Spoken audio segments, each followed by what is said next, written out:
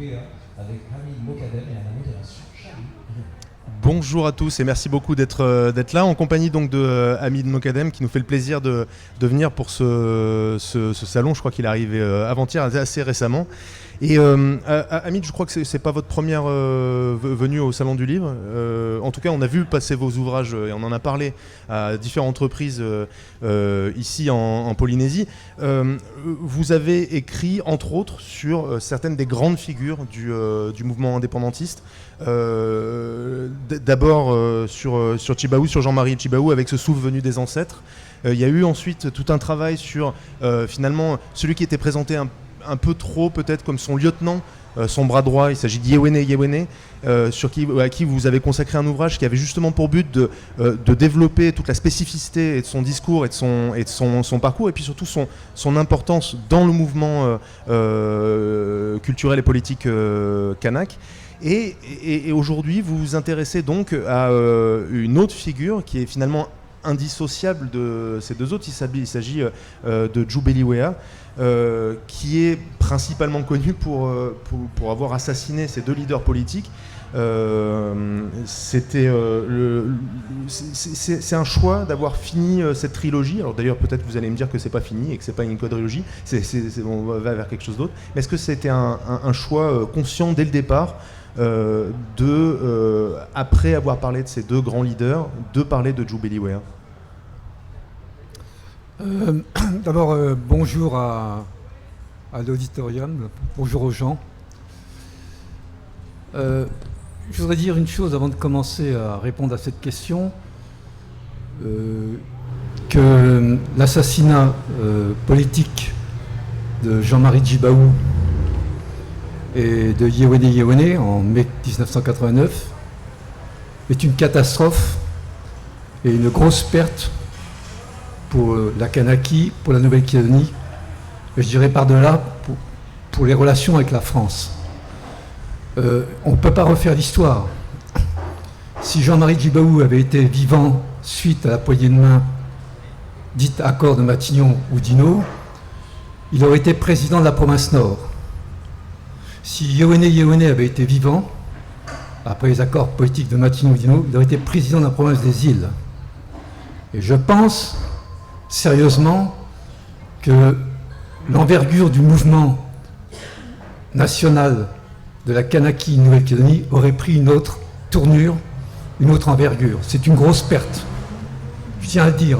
Oui, vous avez raison. J'aurais peut-être dû commencer par là. Après, je sais que dans notre public, il y a beaucoup de connaisseurs peut-être de la chronologie de ces événements. En 1989, en mai 1989, au moment de cet assassinat, on sort en Calédonie de 5 années de violence, de ce qu'on appelle pudiquement les événements.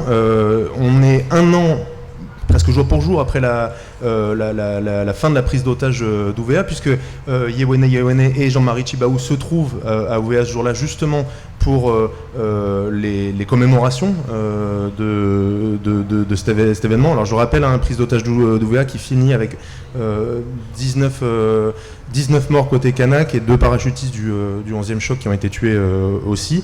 Donc c'était un an auparavant, et puis un mois et demi plus tard, après Ouvea, et donc quelques mois avant cet assassinat, c'était le 26 juin, les accords de Matignon dont vous parliez, qui ont été signés, puis avalisés par référendum en France et dans une moindre mesure en Calédonie. Voilà, c'est vrai, on aurait pu reposer un petit peu ça, et donc on se retrouve à Iai, à Ouvea, en mai 1989. Et Djoubeli-Wea, à ce moment-là, lui donc fait cet acte-là. Est-ce que ce que vous voulez montrer, c'est que c'est pas un kidam qui sort de nulle part? Il a non seulement une histoire, mais il a aussi une pensée qui est forte. Il a emmené du monde avec lui dans cette pensée, et il donne un vrai sens à son acte. Pourquoi c'était important finalement de retracer et son parcours et sa pensée dans ce livre, chose qui n'avait pas vraiment été faite, à ma connaissance, dans la littérature jusqu'à aujourd'hui.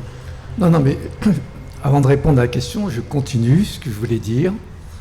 Ce que je voulais dire, à chaque fois que j'ai interrogé les gens d'Ouvea, et d'ailleurs, j'aurais bien dit que je n'étais pas d'accord avec l'acte criminel de Djibril Weah qui a décapité les 2 têtes souveraines du mouvement nationaliste kanak.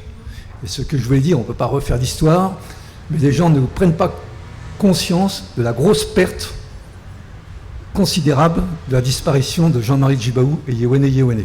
C'est ce que je voulais dire. Alors maintenant, parlons de Djibril Weah. Pourquoi j'ai écrit ce livre?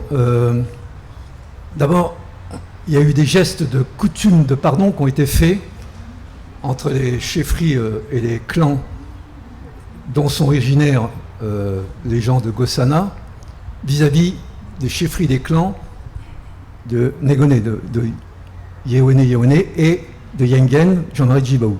Donc il y a eu des documentaires, ça a été fait, il y a eu des réconciliations, donc ce qui me permet, moi, après, de pouvoir travailler sur quelque chose qui est difficile, essayer de comprendre de manière clinique, je dis bien clinique, les raisons pour lesquelles un pasteur kanak comme Djibril Weah, qui n'est pas très bien connu, a basculé dans une trajectoire criminelle. Je me suis dit, il faut bien faire ce travail-là, parce que c'est ce qui est difficile à comprendre et à percevoir. Je vais essayer de dire ça avec beaucoup de simplicité et avec beaucoup d'humilité pour froisser personne. Tout se passe comme si l'histoire s'était arrêtée avec la poignée de main de Jean-Marie Djibaou avec Jacques Lafleur, et on nous martèle, surtout avec l'accord de Nouméa, le destin commun et la poignée de main entre le peuple kanak et la communauté calédonienne. Et vous regardez bien, c'est pour ça que j'ai fait un considérable travail d'enquête historique. À chaque fois, c'est la même ritournelle, les événements, 88, les accords de Matignon-Oudinot, puis l'accord de Nouméa. Et quand on retrace la chronologie, on occulte complètement le double crime qui a été commis en 1989 par Djibril Weah. Comme si rien ne s'était passé. Et ce que je voulais dire, excusez-moi d'insister là-dessus, si je me suis intéressé de près à cette problématique, à cette histoire, c'est que je me suis dit, on n'est pas sorti en Nouvelle-Calédonie de ces 2 conceptions de souveraineté, une conception radicale qu'incarnait la trajectoire de Djibril Weah et une conception de construction plus modérée qu'incarnait Jean-Marie Djibaou et Yewene Yewene. Et on est en plein dedans. Donc je me suis dit, il va bien falloir quand même travailler là-dessus et parler de cette trajectoire. Je finis sur un point. À chaque fois que j'ai travaillé en faisant des gestes, parce que dans le monde kanak, ça a été dit, mais je le dis encore plus explicitement, on n'arrive pas comme ça, on fait des interviews. On doit passer par des chemins coutumiers, il y a des gestes dont je ne parle pas dans le livre, mais qui ont tout aussi leur importance. Et à chaque fois que j'ai fait un geste pour interroger une personne, je leur ai dit « Qu'est-ce que vous pensez de ce qui s'est passé ?» Je donnais à voir leur point de vue. Puis après, on commençait l'entretien. Donc ça me semblait important de dire des conditions dans lesquelles ce travail a été fait, c'est-à-dire de lever un pan d'histoire qui a été occulté. Quelles sont les raisons qui ont poussé Djibril Weah à cet acte criminel en pleine scène, en plus de coutume de deuil, de commémoration de levée de deuil. Et vous dites que ça permet de mettre en relief ou d'expliquer finalement les différences, des différentes approches du combat indépendantiste qui ont en permanence coexisté. L'approche de Djibril Weah que vous décrivez, sur laquelle vous avez enquêté pendant des mois, voire des années, elle est très personnelle, ou est-ce que c'est une approche qui est partagée à ce moment-là par beaucoup de militants kanak et qui s'est transmis ensuite? Alors c'est une question difficile. Non, au départ, quand Djibril Weah a commis son crime, non, le mouvement nationaliste kanak était contre. Mais curieusement, avec les années aidant, il y a une relecture qui est faite par le mouvement indépendantiste de l'acte de Djibril Weah, qui, je rappelle, quand il décide de décapiter les 2 têtes souveraines du FLNK, c'est un peu comme on décapite des têtes de chefferie, comme ça se fait dans les histoires orales kanak depuis des siècles, il dit ouvertement, et il se suicide en même temps, il sait qu'il va mourir, il dit « Les accords de Matignon-Oudinot sont morts, vive l'indépendance kanak socialiste ». Les gens qui étaient témoins dans cet acte-là, je leur ai fait répété à plusieurs reprises, est-ce que c'est bien ce qu'il a dit? Donc, ce qui m'intéresse, moi, c'est de savoir quelle était la conception de la souveraineté que se faisait Djoubeli Wea, qui n'était pas partagée par tout le monde, qui était une conception de radicalité. Et Djoubeli Wea a fait ses études à Fidji, il a écrit un mémoire en 1977 en anglais sur l'éducation kanak, et au même moment, Djibaou en France avait écrit un mémoire, Recherche d'identité mélanésienne. Donc je suis un des rares à avoir pris ces mémoires, les avoir comparés et de voir quelle était la généalogie, la genèse de leur trajectoire. Dans le monde kanak, plus que dans le monde calédonien non kanak, il y a des histoires. Il y a des histoires kanak. Et Djoubeli Wea, il ne fait pas son acte comme ça. C'est pas un fou. On l'a fait passer pour un criminel, c'est un fou. Non. Il y a des histoires des chefferies à Ouvéa, entre les chefferies nord-sud. Il y a des histoires politiques de partis. Et il y a des histoires implicites qui nécessitaient d'être dévoilées pour comprendre le contexte dans lequel Djoubeli Wea a fait évoluer sa trajectoire, pour aboutir à cet acte radical. Donc c'est un travail considérable, mais c'est pour essayer de comprendre, pour resituer comment il en est arrivé à ces raisons pour lesquelles il a décidé de préméditer ce crime politique. Et quand vous faites une analyse comparée donc du mémoire de Djoubeli dont vous parlez, et donc qui est d'ailleurs dans le livre, hein, qui est publié probablement pour la première fois d'ailleurs, et les écrits de Tjibaou, dès leur formation, dès leur jeunesse, il y a une fourche, il y a une différence nette dans l'approche de l'indépendance. Et est-ce que cette différence, elle porte à la fois sur la méthode d'accès à la dépendance et ce qu'on va faire de l'indépendance après? Est-ce que la différence porte là-dessus dès le début? Oui, alors tous les deux sont pour l'indépendance de la Kanaki. Mais quand on regarde le mémoire ça serait intéressant pour les universitaires, là, les étudiants, moi, je ne suis pas dans ce monde académique, de prendre les deux textes et de les analyser du point de vue du style.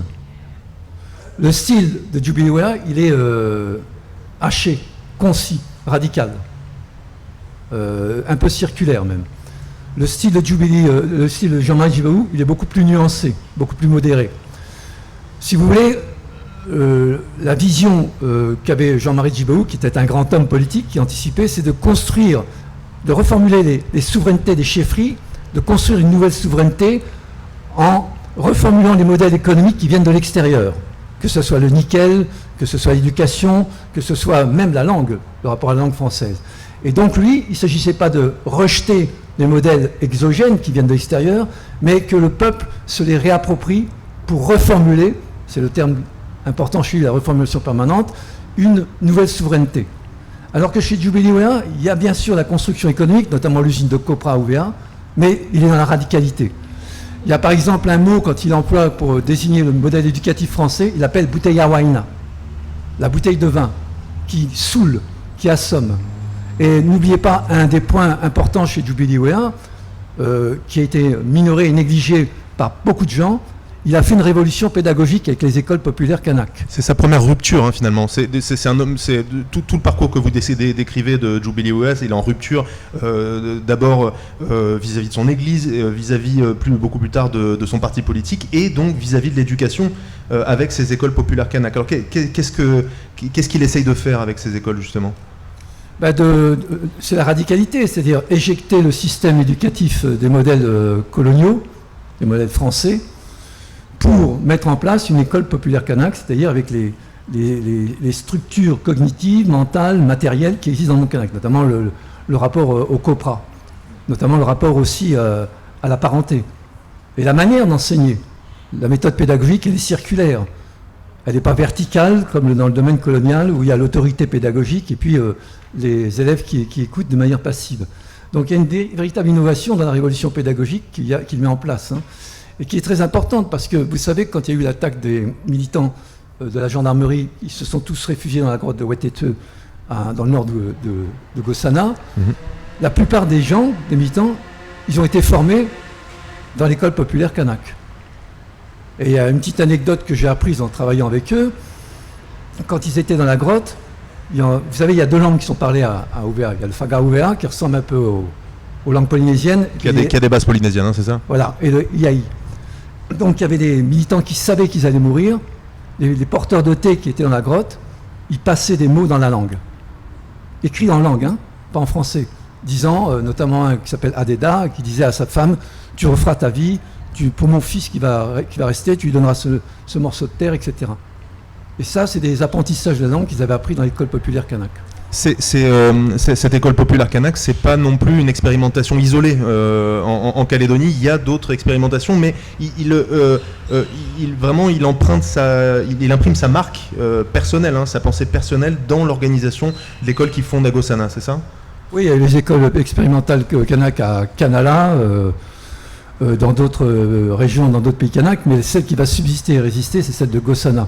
Il avait même la prétention, les gens de Gossana, on dit Gossana, mais c'est toutes les gens d'Ouvea, hein, la prétention de construire une université populaire de Kanaki. Et effectivement, c'est cette université, cette école qui a subsisté jusqu'en les années 90. Alors ça, c'est la rupture avec l'éducation, c'est très important pour Djibril Wea, avec la bouteille de vin de l'éducation nationale, et il y a aussi une rupture religieuse. Donc il a été formé, vous l'avez dit, à la théologie, il a été formé pour être pasteur dans l'église protestante kanak, et là aussi, il y a eu un rejet de sa part d'une partie du dogme majoritaire, quoi, hein. Oui, à l'intérieur, l'église protestante n'était pas du tout d'accord avec ses méthodes. L'église protestante s'est positionnée très tôt pour l'indépendance de Kanaki. Lui, il en faisait partie, mais en tant que pasteur, il voulait complètement révolutionner la méthode d'évangélisation et la méthode d'enseigner les contenus religieux. Par exemple, il arrivait, lui, en Manou, dans l'église, en tant que pasteur, il prêchait un Christ qui n'est pas un Christ européen, un Christ océanien, plus proche du modèle kanak. Ce qui est fascinant, c'est qu'il ne rejette pas les écrits religieux, mais il dit que ces écrits religieux doivent être ajustés aux valeurs coutumières kanak. Et donc, sa manière et sa méthode, et sa radicalité, lui valent des sanctions ou des répressions avec sa hiérarchie de l'église. Et donc finalement ça rejoint sa vision politique, hein, d'adapter de rejeter en bloc ce qui vient de l'extérieur et de former quelque chose qui est vraiment propre. Et la troisième rupture dont vous parlez dans votre livre, c'est celle qui est politique. Alors il faisait partie à un moment du FULC, c'est ça? Non, il a jamais fait partie. En tout cas, est-ce qu'il a à un moment milité avec le reste des forces indépendantistes, et est-ce qu'il s'en est un moment, à quel moment il s'en est sorti finalement? Il s'est éloigné et isolé? Non, mais c'est un grand militant et un vieux militant, c'est un ancien. Il était proche du Palika, du Parti Libération Kanak. Le Palika l'a exclu, à la méthode kanak, hein, c'est pas une exclusion radicale. Il était le moteur des comités de lutte qui ont été mis en place. Il a été élu à la place de Yann Chelene-Olgay, qui a démissionné de la région Île, disant que c'était une hégémonie de l'Union calédonienne et que ses méthodes ne correspondaient pas justement aux méthodes révolutionnaires kanak. Il a pris la place de Yann Chelene-Olgay. Il est parti lui aussi très rapidement, dénonçant ce qu'il appelle la magouille, la corruption. Et il était un des éléments clés des comités de lutte. Alors la complexité, c'est que vu de l'extérieur, et même vis-à-vis des Kanaks, hein, il y a des Kanaks qui ne voient pas les subtilités de ce qui s'est passé au VA, tout le monde croit qu'il y a une homogénéité de l'action. Mais l'action a été menée un peu par manière forcée par l'Union calédonienne, par Alphonse Dianou, Kanyapa et la Belloa, qui sont venus et qui ont obligé tous les comités de lutte à rentrer dans le mouvement de l'action violente.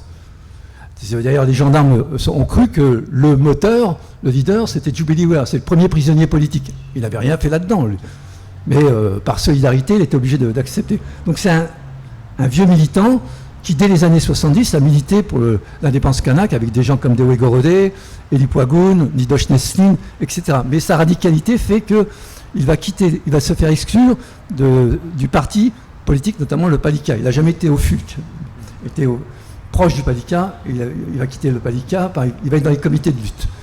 Alors, donc il est isolé, c'est un vieux militant mais qui est isolé dans sa pensée. Isolé à quel point? Est-ce qu'il y a quand même, il a des suiveurs ou des gens qui l'influencent? Est-ce qu'ils discutent de politique avec d'autres gens, ou est-ce que finalement ce qui va l'amener plus tard à cet assassinat, c'est vraiment des démarches uniquement personnelles et justement dans une situation un peu ostracisée?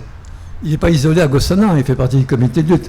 Ce qui va le pousser à cet acte radical, c'est au fur et à mesure de la montée du mouvement kanak, lui croyait que le mouvement allait aboutir à la Kanaki, à la souveraineté. C'est le premier prisonnier politique. C'est lui qui va être déporté en France, dans les prisons françaises, avec Fayenne, son bras droit. Il n'a pas assisté aux tortures que l'armée française a commis dans le village de Gossana. Il n'a pas assisté aussi aux exactions commises par l'armée lors de l'assaut de la grotte. C'est en revenant, quand il est libéré, qu'il voit tout ça. Et on est en plein contexte des négociations.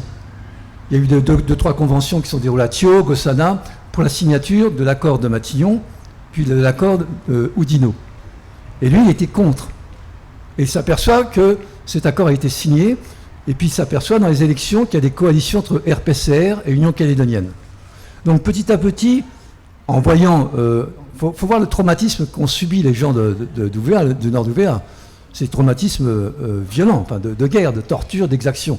Et pour ritualiser cette sortie du traumatisme, les écoles populaires kanak mettaient des chorégraphies, faisaient que les enfants avaient accès au rituel, et lui, il assistait, il n'arrêtait pas de pleurer en voyant ça.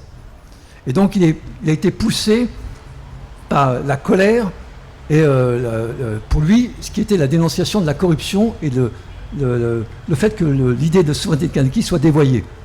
C'est ce qui va l'amener, de manière solitaire, à commettre cet assassinat politique lorsqu'il y a eu la commémoration de levée de deuil en 1989, levée de deuil des 19 militants qui ont été assassinés dans la grotte de Gossana. Donc c'est une décision solitaire, poussée à l'extrême, mais qui s'explique d'un point de vue analytique, psychanalytique, par la colère, la haine et le fait d'avoir macéré, d'intérioriser le traumatisme de cette violence et de voir un traité de paix qui était signé, qui lui semblait être une trahison. À tort, à mon avis. J'essaie de comprendre. Il y a ce ressenti, mais est-ce que par cet acte, il a voulu, alors c'est peut-être difficile de savoir, influer sur la destinée calédonienne? Est-ce qu'il a pensé qu'en décapitant le mouvement indépendantiste kanak, ça allait changer quelque chose? Ou alors c'était vraiment du ressenti et une sorte de vengeance après ce sentiment de trahison? Non, je suis convaincu, et là on rejoint les théories kanak, les théories ancestrales kanak, les sacrifices des chefs qui ouvrent la route vers la paix. C'est pour ça que j'ai demandé à 3 reprises aux témoins qui étaient là, qu'est-ce qu'il a exactement dit dans le mégaphone quand il a tué les 2 têtes souveraines, qu'est-ce qu'il a exactement dit? Eh bien pour lui, dans sa tête, il savait qu'il allait mourir, il sacrifiait, c'était une forme de sacrifice pour ouvrir vers la route, vers l'indépendance kanak socialiste. Et on retrouve un petit peu cette théorie de sacrificielle chez les chefs.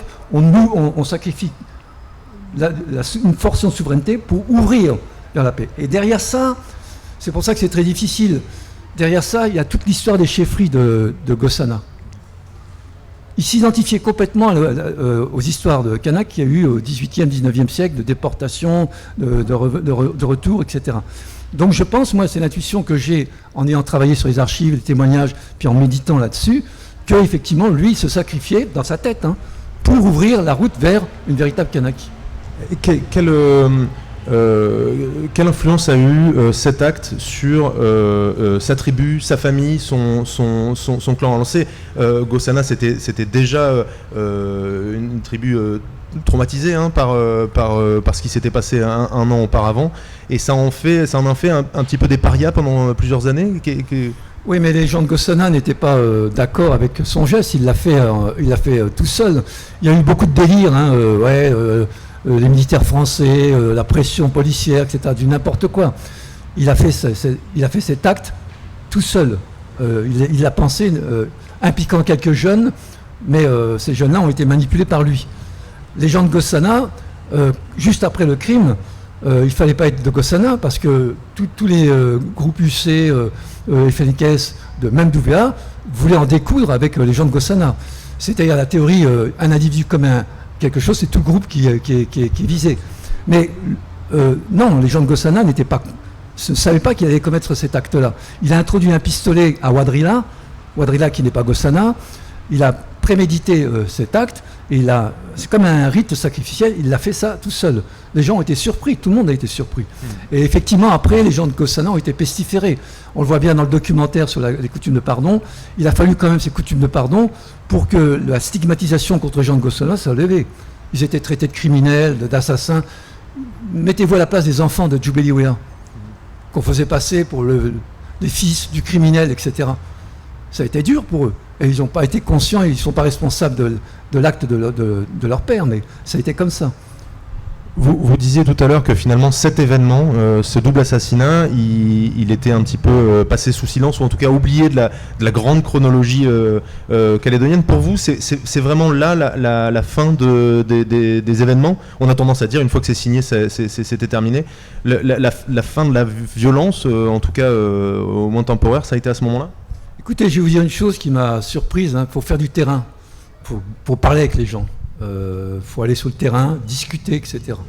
Bon, j'ai été aidé par Charles-Paul Ouéa qui m'a introduit auprès des gens, puis je connais des gens d'Ouvéa qui m'ont introduit. Il faut aller sur le terrain pour discuter. Et moi, j'ai appris énormément de choses. Par exemple, le jeune Thomas Ouéa qui avait 19 ans quand il y a eu l'assaut, il y a eu un double assaut de la grotte. Premier assaut, puis un deuxième assaut. Lui, il s'est faufilé à travers le palétuvier. Et il s'est réfugié dans une autre grotte qui se trouve à Ognat, une autre tribu. Il n'en est pas sorti au bout de 1 ou 2 mois. Pourquoi? Parce qu'il ne savait pas ce qui se passait. Il avait peur. C'était la répression. Il avait peur aussi d'y passer, de se faire tuer. Et l'amnistie s'est faite beaucoup plus tardivement, avec les accords de Matignon-Oudinot. Et quand je l'ai interrogé, il me parlait, il me racontait des choses comme d'autres. Et puis après, je pensais qu'il se moquait de moi, mais il me dit comme ça, c'est la première fois que je parle comme ça. Mais pourquoi c'est la première fois? Parce que moi, je viens très tardivement. Tous les livres qui ont été écrits par Mourir à Ouvéa, le comité Pierre de Clercq, ils ont été écrits entre 88 et 89. C'est-à-dire avant l'amnistie. Et lui, il n'était pas amnistié. Donc pendant longtemps, il n'a jamais raconté ça. Donc ça m'a obligé, moi, à revoir la chronologie des événements. Si vous regardez tous les livres, ça part de l'assaut de la grotte d'Ouvéa, de la gendarmerie, puis ensuite la libération des otages, la grotte d'Ouvéa, puis les accords de Matignon. Ce qui s'est passé après, il n'y a rien. Donc moi, comme je travaillais sur l'assassinat et le crime politique commis par Djubeliwoya, j'étais obligé de relire, de faire une relecture pendant 2 chapitres sur ce qu'on appelait la série des événements. Je suis revenu jusqu'à 1981, jusqu'à 88-89, pour essayer de faire une autre lecture de manière plus précise et plus serrée sur ce qui s'est passé. Et j'ai appris énormément de choses. Par exemple, à Gossana, à Ouvéa, et c'est toute la Nouvelle-Calédonie. La Nouvelle-Calédonie était verrouillée par l'armée, par les gardes mobiles, etc. Mais en plus des gardes mobiles, c'était l'élite de l'armée française qui s'est occupée de l'assaut. C'est-à-dire que les gardes mobiles s'occupaient de réguler les populations, déblayer les barrages, questionner, et pendant ce temps-là, les militaires de pointe s'entraînaient pour en découdre avec la grotte. Ça, j'ai été obligé de le revoir, de dénouer tout ça, à cause du fait que j'ai interrogé les gens qui n'ont jamais parlé comme ça, du fait qu'ils ne pouvaient pas en parler parce qu'il n'y avait pas eu la levée de l'amnistie. Donc c'était pas une enquête qui a porté finalement que sur le parcours de Djubeliwoya, mais vraiment sur la chronologie des événements qui ont entouré son acte. Hein. Je peux dire, oui, bien sûr. L'enquête, elle est triple. Moi, je ne suis pas historien, mais comme les historiens ne font pas grand-chose en Nouvelle-Calédonie, enfin, je suis désolé de le dire, non mais s'il y avait des bons historiens, moi, ça m'aurait fait une économie d'investigation sur le travail. Franchement, ça m'aurait fait une économie de travail. J'aurais préféré avoir des livres d'histoire et puis ça m'aurait fait une économie de travail. J'étais obligé de d'éplucher les archives, de faire ce travail. Donc une enquête historique, à la fois européenne, sur les églises, les protestants, et kanak, sur l'histoire orale kanak, des chefferies. C'est aussi une compréhension philosophique, parce que Jean-Marie Djibaou, Djubeliwoya avait une philosophie kanak de l'histoire, philosophie kanak du temps. Et ce qui m'a permis de le découvrir, c'est pas en Nouvelle-Calédonie, c'est en allant à Fidji. Quand j'ai enquêté sur le mémoire de Jubileewea, j'ai discuté avec Upoluluma Vahai, qui est le révérend qui dirige le collège, le Pacific Collège de Suva. J'ai découvert tout un pan en langue anglaise de philosophie océanienne. Eux, ils enseignent la décolonisation, ils enseignent à partir des concepts indigènes, etc. Et je me suis aperçu que, encore maintenant, on néglige les philosophies kanak de langue française, mais qui utilisent des concepts kanak, dont Jubileewea, dont Jean-Marie Djibaou. Lisez les textes, vous allez voir, c'est de la philosophie. C'est pas de l'ethnologie ou de l'anthropologie, c'est de la philosophie. Et la troisième chose que j'ai essayé de faire, c'est de dévoiler, comme une enquête policière, les raisons qui ont poussé quelqu'un à cette passion politique, au point d'aboutir à basculer vers un crime. Donc, non pas de réhabiliter Jubileewea, mais moi j'ai mis à plat les choses sans ni faire l'éloge, parce que c'est pas un acte héroïque pour moi, ni faire l'éloge, ni le discriminer, mais essayer de comprendre les raisons pour lesquelles il a abouti à ce... Donc c'est un triple travail. Et derrière ça, excusez-moi, la question, moi je suis philosophe, hein, qui me motive, c'est qu'est-ce que c'est que la conception kanak de la souveraineté? Qu'est-ce que c'est que la souveraineté? Qu'est-ce que c'est pour eux la souveraineté? Pas la souveraineté au sens des théories du droit occidental, mais qu'est-ce qu'ils entendent par souveraineté? Aussi bien Jean-Marie Djibaou que Jubileewea. Donc c'est un essai philosophique, mais qui empiète dans le domaine de l'histoire, dans le domaine de l'anthropologie et dans le domaine de la littérature. Et est-ce que justement la conception de la souveraineté que pouvait avoir Jubileewea, du fait de son acte, elle a été mise de côté par le mouvement indépendantiste? Est-ce que on peut imaginer que ça a participé à l'effacer un petit peu? Qu'est-ce qu'il en reste aujourd'hui finalement de cette philosophie? Regardez ce qui se passe. Je ne vais pas vous faire un dessin. Il y a une journaliste qui s'appelle Brigitte Wahab qui m'avait interrogé avant que je parte. Elle a découvert une archive que je ne connaissais pas, de Jubileewea, qui dit dans le commentaire, il y a encore des barrages, hein, il y avait encore des barrages après les accords de Matignon du Nord à Gossana. Et Jubileewea dit comme ça, eh bien, il y aura une troisième phase. C'est exactement mot pour mot les termes qu'employait la CCAT. Troisième phase. Attention, je ne fais pas de court-circuit en disant que Jubileewea, c'est la CCAT. Mais si j'ai fait ce travail-là bien avant que ça explose, je me suis dit, c'est pas possible. Forcément, cette idée de radicalité de la souveraineté, elle existe encore. Et la preuve en est, regardez ce qui se passe. On en parlera dans le débat tout à l'heure, hein. Oui. Mais je pense quand même qu'on a endormi pas mal de gens avec la bureaucratie kanak, les partis politiques. Puis tout d'un coup, ils ont été dépassés parce que ça a explosé. Donc si je me suis intéressé à Jubileewea, c'est parce que cette idée de radicalité de la souveraineté de Kanaki, elle existe encore. Mais elle couvait pendant un moment, c'est-à-dire que pour entretenir une idée, il faut qu'il y ait des discussions, il faut qu'il y ait des discussions, du débat autour de cette idée. Pendant 20-30 ans, c'est plutôt la conception de Jean-Marie Djibaou qui a dominé, en tout cas dans les grands partis du FLNKS, et donc sur la scène politique calédonienne. Les idées plus radicales, elles continuaient à être animées, mais de façon plus discrète. Alors deux choses. La première, oui, elle continue d'être alimentée parce que dans le monde kanak, c'est une culture de l'oralité. Et vous avez qu'à écouter les chansons en kaneka, les textes qui sont dites. Hein. Jubileewea, parmi les jeunes, ne passe pas pour un criminel. Ils les mettent sur le même piédestal que Jean-Marie Djibaou, Ewa Machoro, Ataïn, Ndoui Manéa, Noël, etc. Donc il y a une culture de l'oralité par les musiques, par les arts plastiques, par les histoires qui se disent et qui persistent. Donc il y a une transmission. Et moi je ne suis pas d'accord avec ces universitaires qui disent la culture fout le camp, etc. C'est pas vrai. Elle prend d'autres formes. D'ailleurs c'est pour ça que tout le monde a été surpris par les formes d'urbanistes qui sont passées à nous-mêmes. La deuxième chose, je ne suis pas tout à fait d'accord avec ce que vous dites, mais je comprends pourquoi vous le dites. Je ne suis pas convaincu que la pensée politique de Jean-Marie Djibaou a été suivie en 89. Je vous donne un exemple très précis. Jean-Marie Djibaou, il avait une idée très précise qu'il a reprise à Lenormand et à Roquedau-Pidgeot, de rééquilibrer complètement l'économie du territoire et de créer un port en zone franche pour que la Kanaki puisse dialoguer avec l'Océanie, la région. Ça n'a jamais été fait. Il y a eu une transversale Tiwaka-Koné, des modèles bureaucratiques ont été institués. Ça n'a jamais été la conception des modèles de développement économique que mettait en place Djibaou. J'écris sur Yewene Yewene. Yewene Yewene, il n'aurait été jamais d'accord avec ce qui se passe actuellement. Lui, il était pour la discrimination positive. Concours de recrutement des instituteurs, on prend 9 Kanaks et un Européen. Ce n'est pas du tout le cas de ce qui s'est passé après. Donc je ne suis pas convaincu qu'il y ait eu une fidélité au contenu de pensée et de la pratique de quelqu'un comme Jean-Marie Djibaou, Yewene Yewene.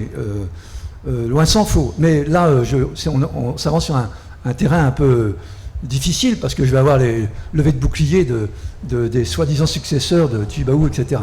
Mais je ne suis pas convaincu, moi qui connais de près un petit peu la pensée politique de Jean-Marie Djibaou ou de Yewene Yewene, je ne suis pas convaincu que c'était les modèles de développement économique qu'ils voulaient pratiquer. C'est pour ça que j'avais commencé que leur disparition, leur crime, c'était une grosse catastrophe, une grosse perte, parce que ce qu'ils voulaient, eux, dans les provinces, comme ils ont fait dans les régions, c'était de construire économiquement le pays en rééquilibrant et en détériorisation de la souveraineté.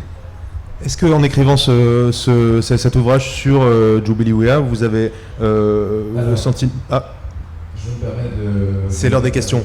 Bah même, on a même mordu sur le temps des questions. Eh ben... Et donc, ils ont sifflé. Je pense qu'on va plutôt... C'est l'arbitre de la rencontre, c'est normal, c'est le coup de sifflet, ça fait partie du jeu. Sur la suite, et avec la petite captation vidéo, avec la discussion du coup Kanaki Nouvelle-Calédonie avec Issa Rala et Hamid Mokadem, et du coup toi-même pour cet échange.